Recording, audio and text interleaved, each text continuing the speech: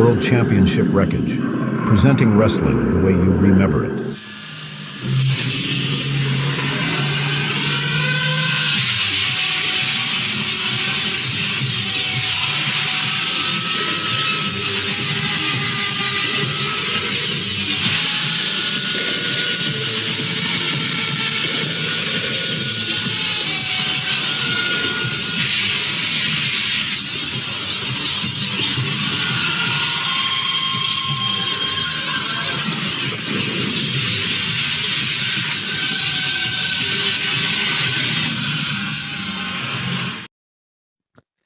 Greetings and salutations, everybody. I'm XLJ, the OG, and welcome back to another episode of World Championship Wreckage. Of course, Dad had unable to join us here today. You know, he's busy doing dad things, but he's with us in spirit as always. And of course, I'm joined by one of my many brothers from other mothers, the very talented, the Will Gray. How are you doing, good sir?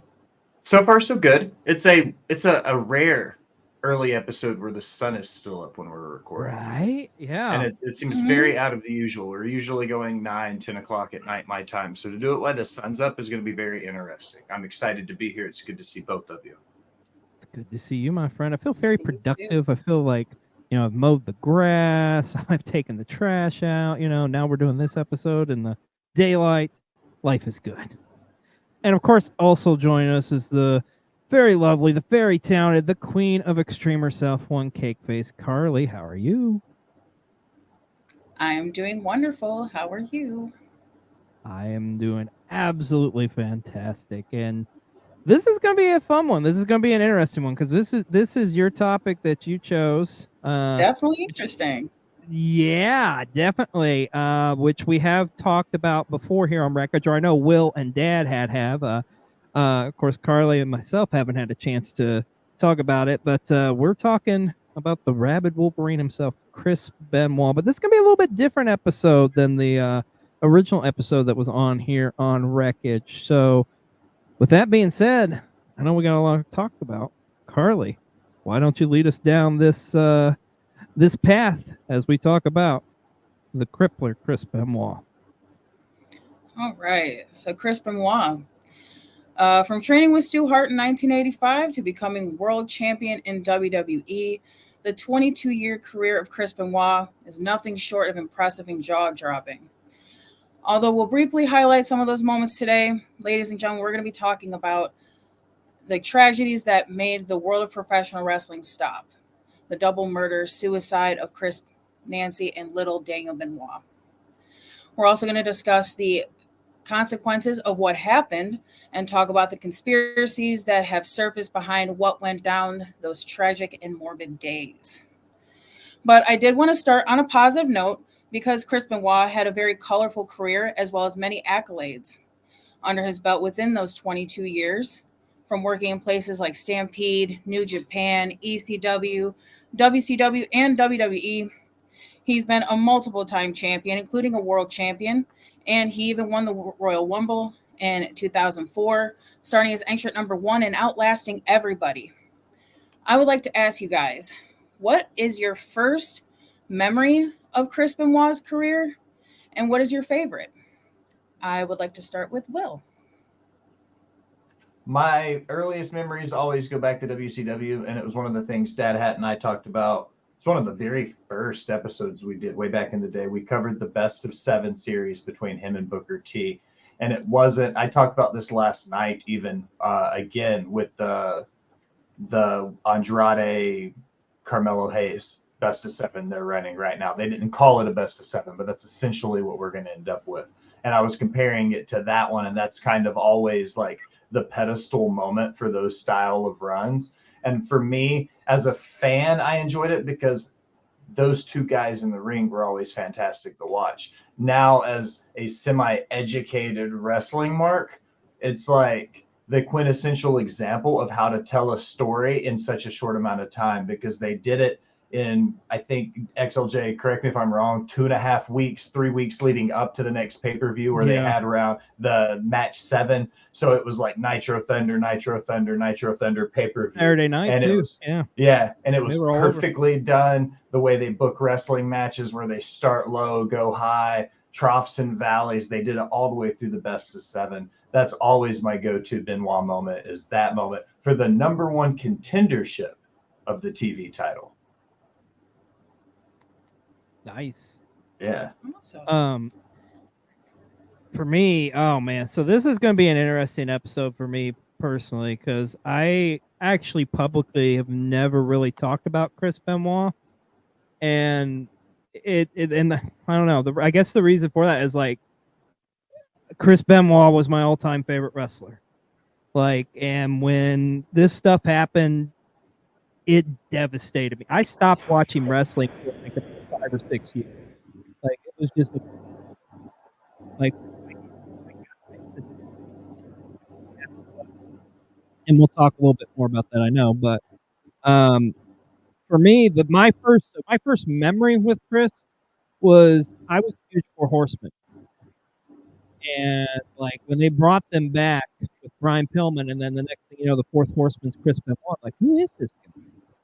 You know, and then I can just remember, like, I remember the vignettes they did. I don't know if anybody else remembers them, but the like Benoit and like the suit and stuff, and you're just like, okay. And then you watch him in ring, you're like, holy shit, this guy is fucking good. Like, it's like ridiculously good. And then, you know, tape trading, going down that rabbit hole of like looking into like obsessing over something. And I was just like, this guy is fucking amazing. And being a Bret Hart guy too, and finding out he trained in the dungeon, it was like, okay, here we go. So that's kind of my first memories. But I mean, without a shadow of a doubt, for me, my favorite memory of Chris Benoit was 2004. Like, I can even remember. So here's the thing, going back to this, even you go into 2003, goes far back of the Royal Rumble 2003. Chris Benoit, Kurt Angle for the WWE title. Easily one of the best WWE Championship matches you will ever see. It's a technical masterpiece. I mean, it is just, and Benoit and Angle had amazing matches, but that's the one. Like that, and that says something, I think. I think it speaks volumes. But I remember the end of that. Benoit with like tears in his eyes, sweat pouring down him, and just that crowd just like cheering him for like his performance. And I can remember like kind of the on again, off again build through 2003. You get to Survivor Series. I remember Benoit makes Brock Lesnar, the WWE champion at the time, tap out to the crippler crossface. I'm like, holy shit, here we go. They're going to fucking do it. They're going to finally fucking do it. You get to Royal Rumble 2004. The build for that. Benoit put in the number 1 spot. And by the way, 2004 Royal Rumble, in my opinion, but maybe I'm biased here, I think it's one of the best Royal Rumble matches from start to finish. Like, so many great stories are told in that. But you look at like the finals of that, of like how Big Show is just dominating all these guys, and they're throwing their best shit at Big Show, and he like eliminates them one after other, and there you have it. It's down to Big Show and Chris Benoit. And you just look in Benoit's eyes and his face, he's exhausted. He's like mentally fatigued. He's physically fatigued. It's like he's this fucking close, which he's been so close his whole career to getting that one moment, right? And it's just like, this is it. And just the way it went down with Big Show picking him up, he's going to throw him out, right? And Benoit grabbing a hold of his head just like that vice. And I was fucking in tears and jumping with joy when he won that Royal Rumble. Then you get to WrestleMania 20 that year. And it was just like Shawn Michaels being involved. And Will, I don't know if you can remember this or not, but there was talks at the time like they were thinking about not pulling the trigger, not even having, they were going to do something with just Shawn and Triple H. And it was kind of, there was like some back and forth there. And then they ended up doing a triple threat. And I mean, It's one of the best triple threat matches you'll ever see. And just that moment at the end, I can tell you, Carly and Will, I've relived it so many times, like as a fan, just like Benoit getting Triple H in the crossface, Triple H getting out of it, and then rolling back into it. And it's just like, this is that moment. It's like, to me, it was like the equivalent this year of like Cody with hitting the 3 crossroads to finally end Roman Reigns' streak. This was it. Like, I've been watching Benoit for years, waiting for this moment passionately. And then when Triple H taps out, holy shit. And then you get Eddie Guerrero coming out, and like you have this moment where it's these 2 guys, these 2 journeymen, these 2 best friends who have been through thick and thin, and now they are on the top in the world of professional wrestling at the biggest show of the year, WrestleMania, in the most famous arena, Madison Square Garden. Fuck. It doesn't get much better than that. So to me, without a shadow of doubt, that's my favorite Chris Benoit moment. Yeah. Well, I mean, way to steal that shine, man. Like, how do we even follow something like that up now? I'm telling you, Will, I was so passionate. Benoit was my guy, man. I'm sorry. Go ahead. That's awesome. But I mean, you guys pretty much covered it for me too. I mean, my first memory, even just of being so little, was Chris Benoit being in the 4 Horsemen, and not only being captivated by the 4 Horsemen in general, but seeing him perform and being one of those core reasons I kept watching WCW. I mean, of course, as I've told many times, Sting and Rey Mysterio was like number 1 and 2 for me. But like Chris Benoit, Eddie Guerrero, Chris Jericho was also in that wheelhouse too. And I was just really captivated by what he did. And I think a favorite, I mean, same with me, XLJ. I like that whole year with 2004, him winning WrestleMania, winning the World Championship was, I feel like, also because I was such a WCW baby, it was almost like a win for the WCW guys. And it was just to see the people come from WCW to WWE. And I thought, when I was a kid, I was worried. I didn't know if they would succeed, if they would just be on like the back burner. But to see him come up and just technically be, the little guy, and come within that triple threat match with Shawn Michaels and Triple H and be able to be victorious is just a glorious moment. So I would have to agree with that being my favorite moment too. And it's great with, all these highlights. Unfortunately, he did struggle throughout, from steroid usage to untreated concussions, and which, random side note, did you know in his autopsy, they realized that he had the brain capacity of an 83-year-old man with how fucked up his brain was. But he had untreated concussions and relentless self-punishment anytime he made a mistake. I mean, there's plenty of reason why the Rabbit Wolverine was a nickname of his. But also another moment that was detrimental to his career, in my opinion, was November 13th, 2005, with the passing of Eddie Guerrero. As wrestling fans, of course, we can't predict that he would go into the spiral that happened, but could you guys visibly see any type of downfall coming? XLJ, I'll start with you this time. Yes, and like I don't know. I think we were all still just in utter shock about Eddie, to really kind of truly, because it was just one of those things where it was like Eddie was universally loved. I mean, we all know that. I mean, Eddie was one of the all-time greats. Like, Eddie is just a sweetheart of a guy, and man, when that happened, I mean, that just like ripped our hearts out,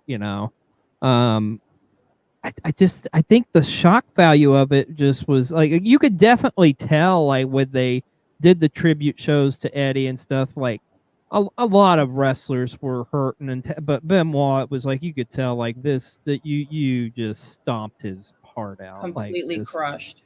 Like, I don't think there's anybody else on that show, or a matter of fact, any type of tribute show I've seen like that, really, that has been that genuinely hurt by the loss of his brother.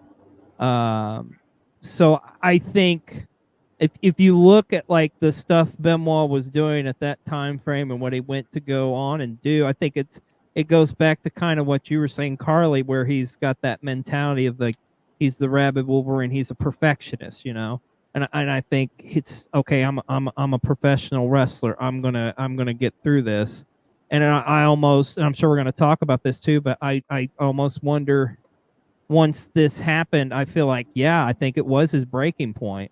And I think him being constantly on the road away from his family, I think him not taking time away or having time to really to hurt, it was just like a constant, okay, we gotta go, I gotta go. That's what the business is, right?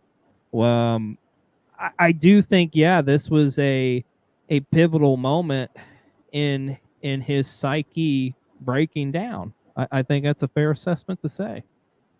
Yeah. I'm going to Absolutely. piggyback immediately right behind you. And if you really think about it, and this isn't me reaching for logs, but if you understand the history of the names I'm about to bring up, you'll see the correlation here. The last time you really saw somebody like that on the mainstream, and it was the semi-mainstream, was Art Barr and Eddie Guerrero. Because when Art, like, just surprising, like when that happened in Mexico and he unfortunately passed away, Eddie's entire personality changed after Los Gringos Locos broke up. When he came into the States full time and got into ECW, he had been ultimately a tag team partner the majority of his career up to that point. And I say Eddie's struggles almost started there because he had the same problem with Art. He had no choice but to keep going because that professional wrestling train doesn't stop for you to mourn. He had to continually he had enough time to say his goodbyes. Then he got back on the road, and then he moves to the States, and he's in Philadelphia, and then he's in WCW in Atlanta, the blow up in the 90s. And you think about it, Eddie never fully recovered. So if you fast forward to that point, barely 10 years later, after the luchador boom of 94, you see the fact that it's almost just a really long continuation of some really sad shit, because Art happened, then Eddie passed, then Benoit. And they were all so closely related, not in a sense of family, but when Chris came down from Canada and Eddie came up from Mexico and they connected in WCW, that was kind of that bridging point for them. And it was tough. Yeah. I agree with that. And you very seldom, we haven't seen it a lot since either, that kind of connection between, we haven't, like, you look at Afa and Sika, for instance, just right now, they passed within, what was it, 6 weeks of each other? Yeah. That's what I'm saying. Like, you don't really, and they've been retired for years. It's been a long time since we've really seen a deep-rooted, like, pairing like that get torn apart, unfortunately. The Briscoe brothers, the one that most recently comes to mind. But, yeah. Yeah, I absolutely agree with that. I mean, that with that happening in Chris Benoit's life, as well as everything else that, the years of steroid abuse and the years of not taking care of himself anytime he did the diving headbutt and everything, it just, I think, like you guys had said, that was the straw. And you could just see, even I remember even as a kid just seeing little differences. It's like it's hard going from seeing someone who is like one of your favorites and just not seeing that spark in them, and just it's slowly dying. And I think that was pretty sad to see. But as of course we know, unfortunately, a downfall did happen. After missing scheduled shows and a lot of off-character conversations and texts, there was a lot of concern from many of the WWE talent as well as behind-the-scenes personnel, until the concern was abrupted by fear, sadness, and many questions why, as it was announced of the untimely deaths of Chris Benoit, his wife Nancy, and their 7-year-old son Daniel. News so devastating that after the announcement was made, Vince said, "We're calling off Raw," that June 25th, I think, of 2007. It was later revealed that between the weekend of June 22nd and June 24th, 2007, Chris Benoit had taken the lives of his wife Nancy and their son Daniel, as well as taking his own life. we had already kind of briefly touched about this, but tell me the impact that this made on you as a wrestling fan and the impact that it made in the world of professional wrestling. Because I think for me personally, when I heard it happen, kind of like how you said, I was just distraught. I didn't know, I didn't think it was real. I, of course, being a kid and always being, pounded into your head that wrestling's fake, you want to think it's fake, right? You don't want to think it's real until you see news reports and your parents saying, yeah, honey, this is on the news. Like that happened. And I think also it kind of even a deeper connection with me is the same thing, almost the exact same thing happened to neighbors of mine across the street, except for the child was able to get away. It was just a weird time.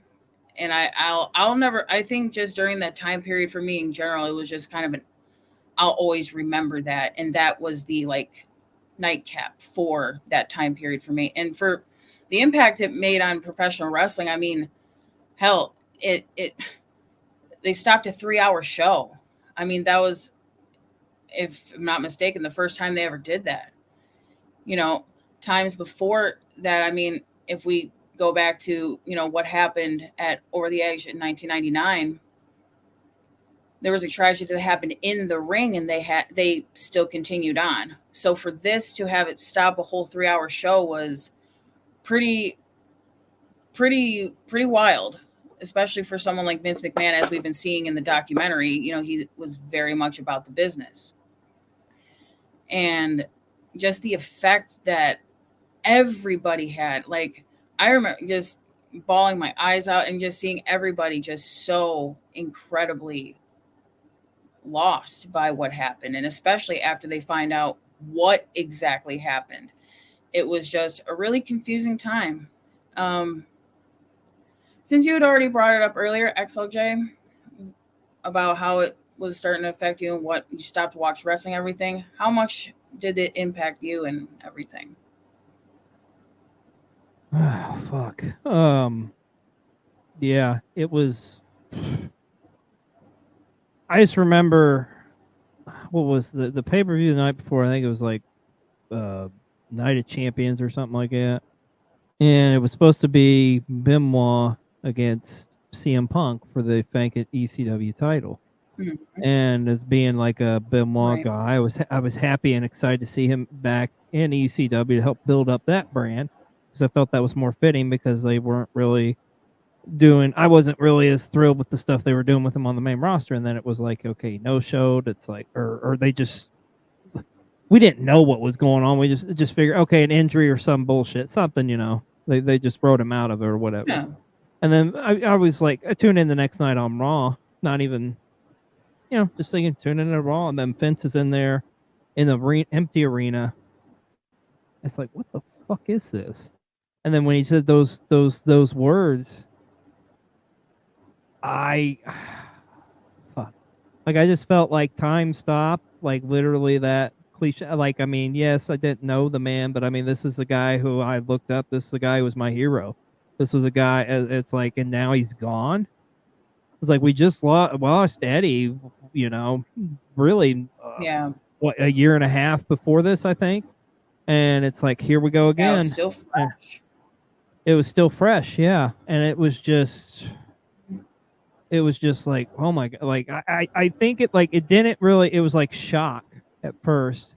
And then it really didn't really set into after the fact. And then I can just remember obsessively reading the news and stuff. And then I think the very next day, if I remember correctly, on Tuesday was when it came out, wait a minute, there's more to this. And that for me was just this is a bad, it went from just devastation and hurt, because, and it was weird too, because, it was like, wait a minute, his wife and his son died too? What? What the? So somebody killed him? What is this? And then when you find out the stuff the next day, it's just it's like, what do you say? Like, what do you do? What do you think about that? Like, the guy that you've pretty much, I don't want to say worship, but idolized, like, did something like that to his own family. It just like it's like every emotion you can imagine possible, like just hurt, confusion, sadness. I mean, it's just like, and I think years later, and like, and I'll be honest with you guys, like, just straight shoot for me. Like, I feel like I've always kind of in the back of my mind almost felt a little guilty about saying like I'm a huge Chris Benoit fan. And it shouldn't have to be that way. And I think I'm finally to a point in my life where it's like I don't truly kind of feel like that anymore. But for the longest time, it felt like that. Because it was just like, what the fuck? Yeah. So for me, I mean, it was just, it was, words can't describe like how bad, how just devastating it was. Yeah. I'm going to. What about you, Will? I'm going to set and let you guys, y'all can have the emotional side of things. Everything y'all said, I would just be echoing into the, the oblivion. So I'm going to go with the effect on the business because there's a few points in this that I think don't get talked about enough. And in 2024, I'm just pissed off enough at the wrestling community that I'm ready to have this conversation. There's two things. One, first and foremost, woman, Nancy Benoit.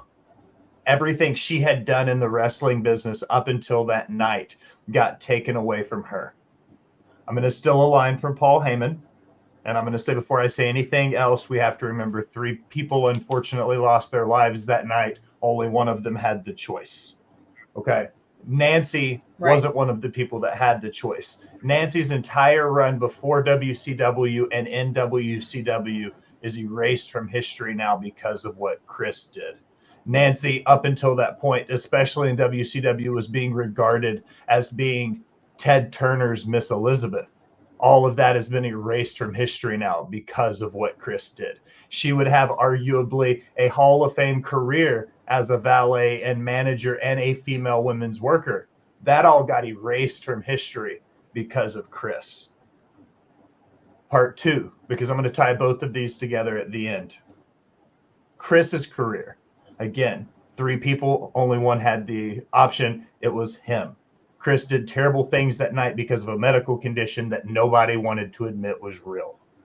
People still to this day say CTE is not real. And I think if there's science that stands in your face and says, this is CTE and this is what it does, and you still deny it, it's crazy talk to me. And that's just the way I look at it. You can't ever take away from what he did. We will never say what he did was okay, but you know what I mean? That will never be the case. This is where I tie everything together now. If Netflix can make these ritualized, sexualized versions of the Mendez brothers and people fawn over it because of what those monsters did. They did it with Jeffrey Dahmer, with Evan Peters, and people were like, oh, I can't believe, they were literally romanticizing a monster. If we can do that, Zac Efron with Ted Bundy. Exactly. If they can do that on Netflix and millions of people around the world will romanticize and sexualize these real life monsters, how come the wrestling community can't say this man's fucking name? Jimmy Snuka, unalived a woman, was in the Hall of Fame. Lex Luger, not in the Hall of Fame, but regarded as one of the best people to ever do it, will probably end up in the Hall of Fame now that Trips is in charge. The big one for me that I always go to, Carlos Colon, Carlito's dad, didn't have the knife in his hand. He's the one that made the call to say why Bruiser Brody's not on this planet today. He's in the Hall of Fame. How come all of these other people, that's not counting Ray Lewis, that's not counting O.J. Simpson, that's not counting the other sports. How come we're not allowed to say his name in a conversation about a sport where he was the greatest worker to ever do it? We can talk about him and 100%. Not glorify what he did. We do it in every other art and aspect on the planet. If people are studying Schmittler's artwork from the 30s, why am I not allowed to say this man's name on a podcast? Right. You're absolutely right. And you know what? Sorry, I'm going to piggyback that off may that with not have my actual answered your next question, but No, I've been no, holding that's that perfect. in. That is actually perfect. No, that's actually literally perfect, because my next question is, do you think it's fair that Chris Benoit's history has been pretty much blackballed from the archives, that we can't find it anywhere? As like you stated, there's other people that are in Hall of Fames that we can still go back and watch their matches without, having to go on like weird back corner pages on YouTube.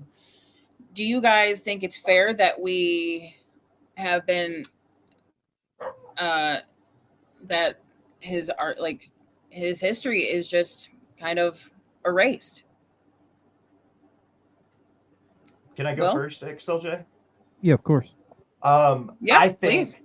I will put this into perspective across the boards for every sport. Every Hall of Fame needs to have a part of their hall for the asterisks. Okay? O.J. Simpson, remove him from the Hall of Fame and put him in the asterisks hall that says, hey, he's still a celebrated great football player. He did some really gnarly shit. Maybe don't celebrate him that way, but we can still hold his records and accolades of what he did on the gridiron up. Move it into the wrestling sphere. You know what I mean? Like, I'm not saying Benoit needs a spot in the Hall of Fame at all, but there's enough people that have done as terrible things as what he's done that are still in that hall. That's my biggest leaning point. The only thing that takes away, and I'm not even going to try to justify it. There's no justifying what he did, but there are other people who took other people's lives that are currently in the Hall of Fame. That's the red flag for me. Yeah. If they've made exceptions for other people, why not this one?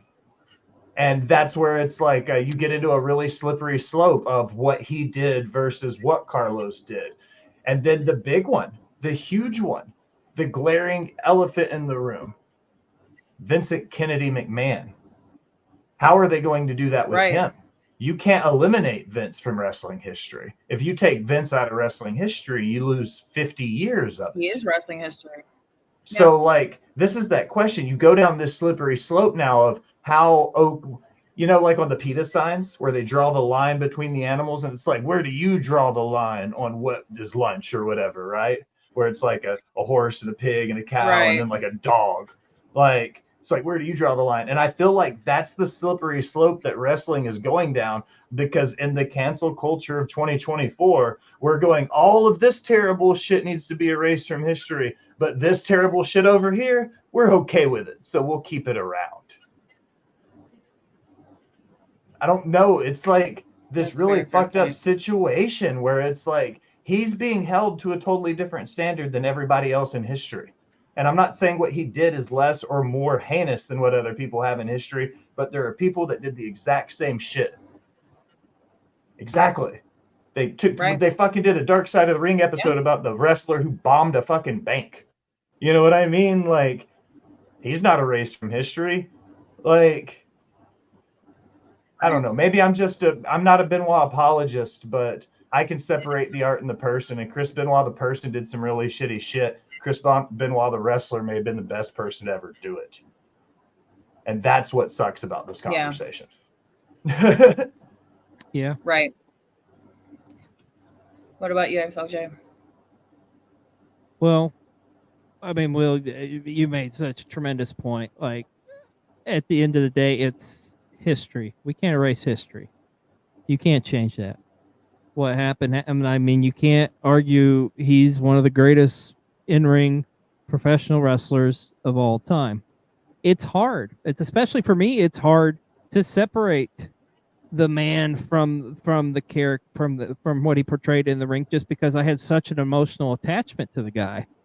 But at the end of the day, I think you have to look at the man's work. Like, I mean, just everything he did in that ring, it was passionate. It was And I mean, think of what all he sacrificed for professional wrestling, and please don't twist it. Whatever you do, don't twist this. And I am not, like you guys, I'm not justifying what the man did, but I mean, this man practically gave everything to be the greatness that, as far as in-ring performer that he was, that Chris Benoit was.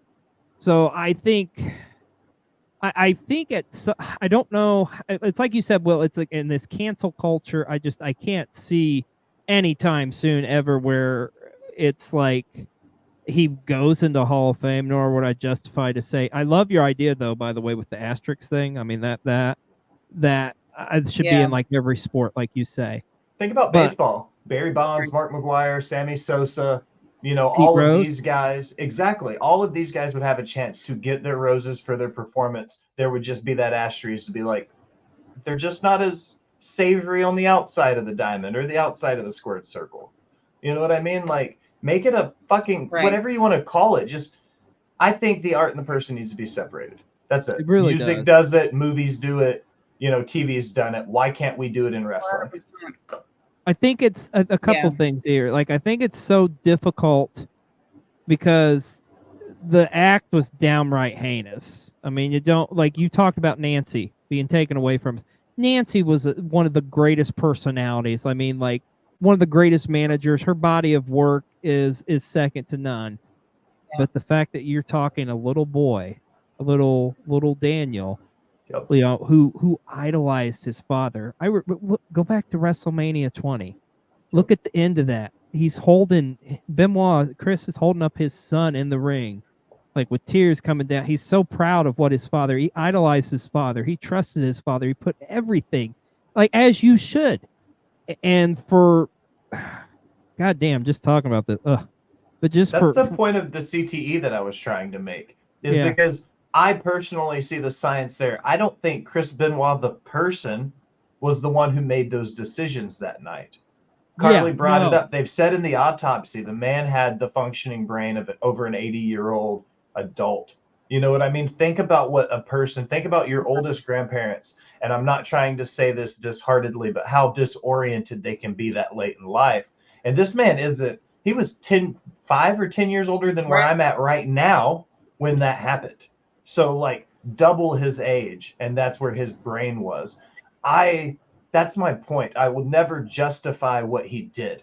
Women and children are sacred. There's a special place in hell for people who don't go against that. But my point is there was no investigation to prove that there wasn't other things that happened. Right. It was just a murder-suicide, and that was it. I think it's one of those things like we figured it out. I don't want to touch it with a 10-foot pole. I don't want to justify.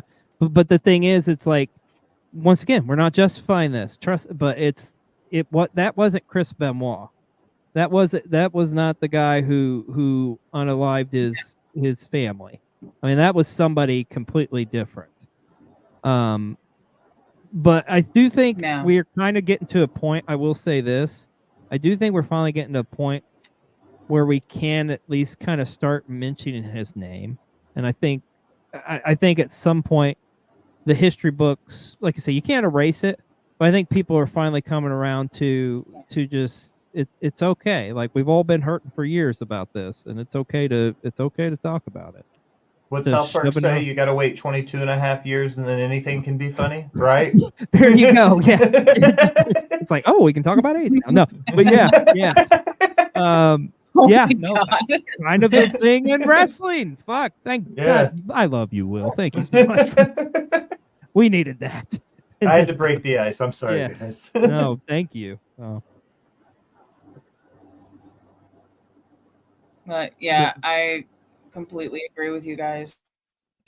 I think exactly what you guys said. If they can glorify, people, like, I mean, how many fucking Charles Manson movies do we have?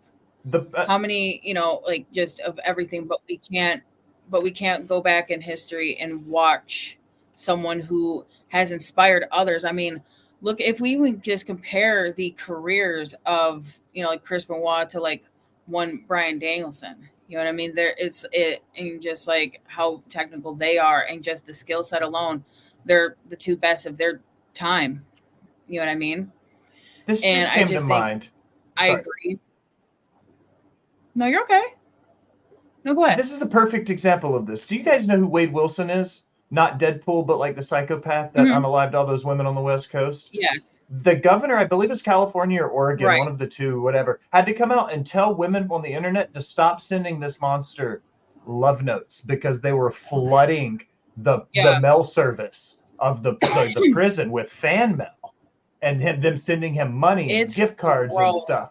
And I'm like, if this is where our society's at, where women are fawning over a man who literally got convicted for unaliving women and doing horrendous things to them, why will the wrestling community not say his name? Like, that's it. Sorry. Absolutely.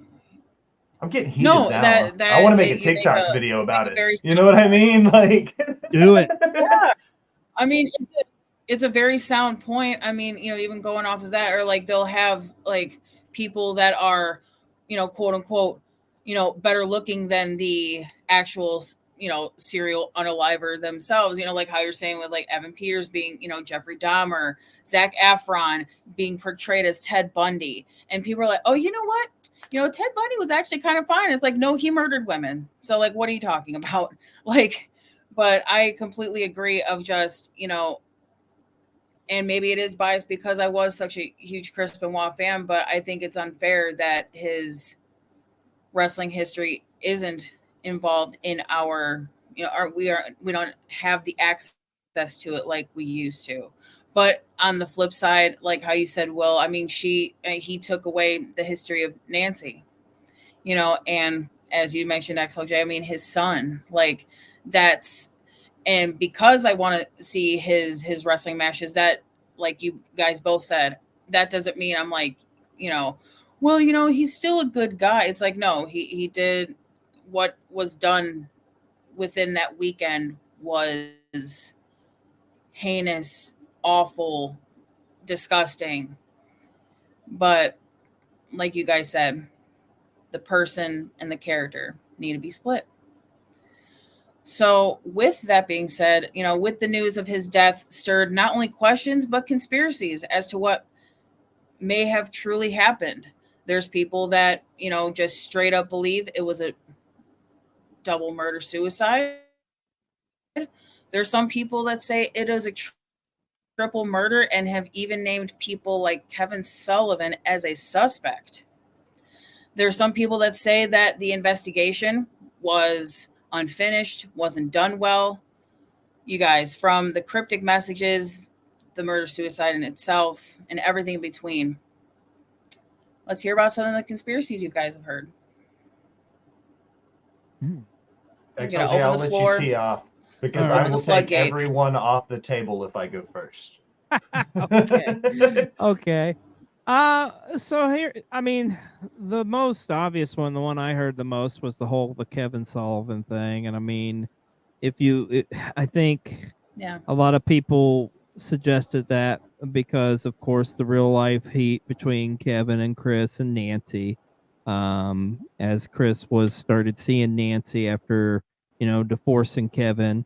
And also, you look at Kevin's background and like his character, his gimmick, on the very satanic side of things. Did I ever believe it or buy it? Not for a fucking second. Like, I honestly, there was a part of me that wanted to believe it, wanted to hold on, like wanted some type of excuse for what the fuck happened. Like maybe, there's got to be some reasoning, right? But at the end of the day, like we've said, I mean, the facts don't lie. Look at the physicality of Chris Benoit, what he was in the ring. Look at the stuff he went through, like with the steroids, with everything else, with it determining his brain was pretty much mush. I mean, that's what happened, folks. I mean, we can talk about all the conspiracies every day, but for me, I never really bought into them just because for me personally, I just had to accept this is what happened and go forward and with my life, and it sucks. It's a shitty thing. And one thing I do want to bring up here is one thing that kind of pisses me off. I've never really talked about this, but the people who put out the fucking little shorts and the TikToks with like with the like, oh, my kid like didn't do something or whatever, and then they do the Chris Benoit music. Like, honestly, that really fucking pisses me off. Like, don't fucking do that shit. That's fucking dumb. Like, I'm sorry, but no, that's untasteful. I don't, and hey, trust me, man.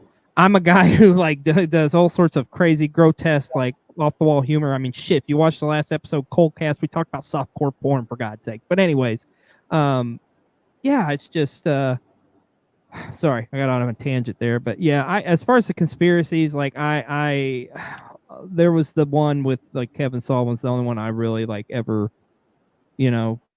heard about or anything like that. I'm sure, Will, you've got a ton of them, and I'm dying to hear them, my friend.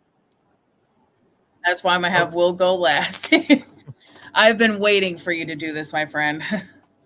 Okay, I'm gonna do my speed run. All right, if you go back, again, no free shout outs, Botch Bots and Share Shots After Dark. We broke this down in 2 episodes. In my opinion, again, I say it again because it's important. I don't ever want people to take what I say as being misconstrued. Editing is a hell of a drug, and people can do a lot with it. 3 people died. Only 1 had the option, and that was Chris. Factually, that's what happened. Chris's brain was mush. CTE led to it. That's my opinion. Okay? Now, under my UT hat, I live with a perpetual tinfoil hat on. So, ladies and gentlemen, I'm going to make my speed run here. There are a couple things in the investigation that were never distinctly verified by the police. 1, the Benoits had a lot of really big dogs. How were those dogs handled and put away? You know what I mean? The neighbor came over because the police heard the dogs barking. They sent the neighbor into a crime scene to put the dogs away. She came back out and said the dogs were already crated and put away. Okay? That's a big red flag because a man who's deranged and is going to do all those terrible things to his family doesn't typically tidy up and put his dogs away beforehand. Okay? Number 2, they had an extra key. The extra key that the neighbor knew about was gone because when she went to look for it, it was missing, but the door was unlocked. Again, conspiracies. Nobody can factually confirm this because nobody's talked to the neighbor. These were the rumor mills going around. One of them that I saw that I can confirm with my own 2 eyes, Chris Benoit's BAC that night was 0.0. Nancy was the one who had been drinking wine. That's a very common misconception in what was happening. Chris had other drugs in his system, steroids and all that stuff. 100% factual. Nancy was the only person at the crime scene that had blood in her system, or wine in her system that night. Chris was a 0.0 BAC. And that's a very common misconception that people talk about, that it was a drunken rage, and it wasn't. You know what I mean? Like, that's it. And then the final one for me is the Kevin Sullivan story. And this one is a big one for me because Kevin himself, I've heard with my own 2 ears before the man unfortunately passed away. He was at an indie show that I was helping produce. He cracked a joke about it himself and said the reason why he wasn't a minister was because they don't let people of the cloth go in if they've admitted to a murder. And I heard it come out of the man's mouth. It was purely a joke, but he made the joke.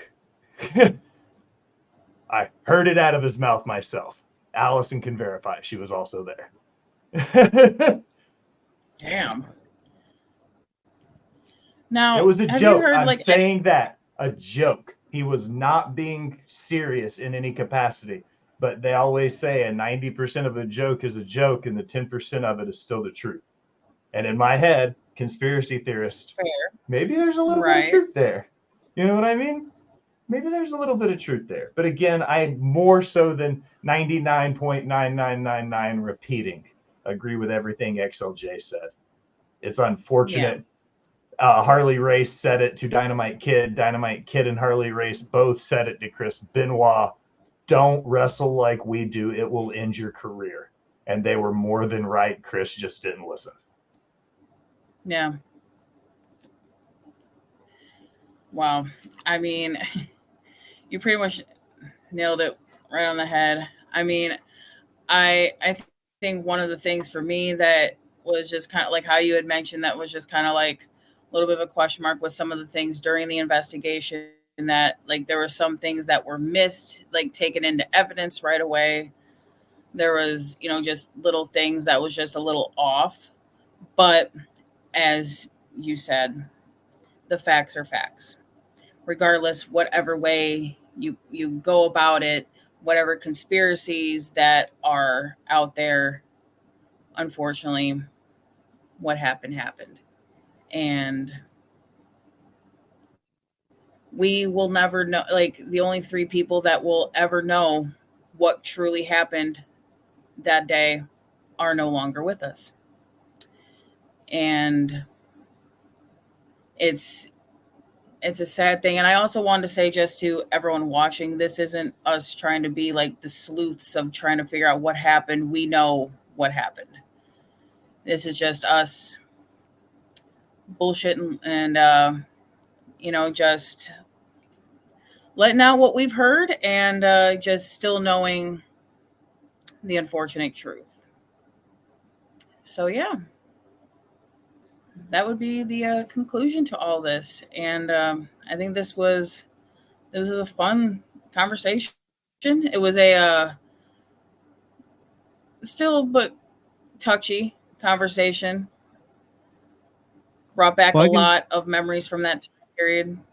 I can tell you this from like I say, Benoit was my guy. And this is the first thing I've ever done where in this forum where I've talked about it. So it's like, talking about it, that's like the healing process. And if I can just say this, anybody out there going through anything, whatever it is, like don't keep that shit bottled up inside. Like you have to find some way.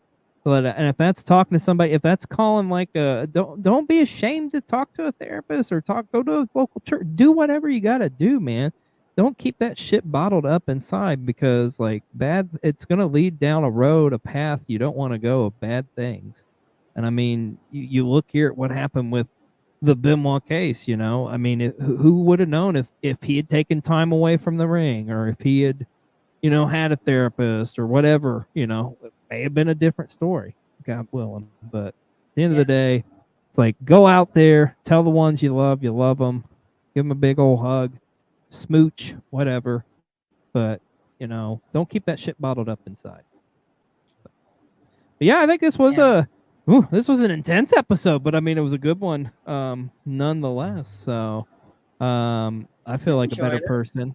Yeah, and you did an amazing job, of course, leading us. Thank you so much for putting this all together. And Will, you are a goddamn genius, my friend. I love you. I love you guys, both of you dearly. Carly, great first episode, by the way. Fantastic first episode. You.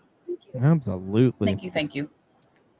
Well, as we close up shop here, as my good friend Dad Hat would say, he wants to get one of those plug-a-paloozas in that I love. Yeah, let's go. So let's talk about World Championship Wreckage here for a minute. It's a YouTube channel. So if you don't know by now, Queen's Court is back in session, baby. We got the Tribal Queen Bree, our good buddy MJ Duplessis, and of course Husky Rhodes. They are running shop. They're going through 1994 Raw right now, going through some fun times, getting ready to lead up into the 1994 Survivor Series. So you're not going to want to miss that. And we've also got a brand new episode of Fantasy Warfare here now on Wreckage's channel, and it's a fun one. Carly was there for it. We got to have a first time ever. We did a three-way dance, baby, as we took GCW against ECW against CCW. We went hardcore along with. It was glorious. Oh, yeah. I know you loved it, being the Queen of Extreme. It's like now you got your deathmatch besties for life in Husky and Michael. Oh, God, yes. Absolutely. It's like the Wonder Twins, but triplets. Yes. So be on the lookout for that. And I think it's my turn now to choose the next topic. And you know what? This episode's kind of inspired me. I'm going to kind of switch gears from what I was originally thinking. And I think this will be a fun one. I know Will's going to love this. I say we take a look at some of the craziest and perhaps most bizarre wrestling conspiracy theories. Let's put our tinfoil hats on. We're going to be talking on our next episode about wrestling conspiracy theories. And there's a bunch of them. I can already see the wheels like going there in Will's head thinking about it. So that's what we'll talk about on our next Wreckage episode. And of course, let's talk about where you can find us all. Carly, where can we find you? Well, you can find me on TikTok at cakeface_Carly. You can find me on Instagram at cakeface_Carly 2.0. I do makeup, talk about makeup. Do deathmatch wrestling stuff, talk about Game Changer Wrestling. So if you like any of that, definitely give me a look-see. And I'm also the resident GCW bestie for PW60 on Cole TV. And of course, you can find me on here and World Championship Wreckage. Yeah. Will, what you got going over on botch spots and chair shots? Well, we've got lots of exciting stuff coming up. First and foremost, Tuesdays and Thursdays at 4:20 Eastern Time, Nerdy News at 4:20. We dive into all of that sweet nerd shit in our 4:20 session, while we partake in festivities and discuss nerdisms in our fandoms outside of the pro wrestling world. Starting back the first Sunday in October, I can't look at my calendar right now. I don't know exactly what Sunday that is. The first Sunday in October is the 5th.